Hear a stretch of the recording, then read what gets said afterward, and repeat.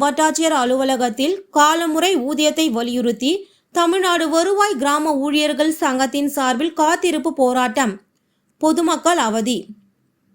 தமிழகம் முழுவதும் உள்ள வட்டாட்சியர் அலுவலகங்களில் காலமுறை ஊதியத்தை வலியுறுத்தி தமிழ்நாடு வருவாய் கிராம உதவியாளர்கள் சங்கத்தின் சார்பில் காத்திருப்பு போராட்டங்கள் நடைபெற்று வருகின்றது. இதன் ஒரு பகுதியாக திண்டிவனம் வட்டாட்சியர் அலுவலகத்தில் வரையறுக்கப்பட்ட காலமுறை ஊதியத்தை வழங்க வலியுறுத்தி 100க்கும் மேற்பட்ட கிராம உதவியாளர்கள் வட்டாட்சியர் அலுவலக வாயில் முன்பு அமர்ந்து காத்திருப்பு போராட்டத்தில் ஈடுபட்டு வருகின்றனர்.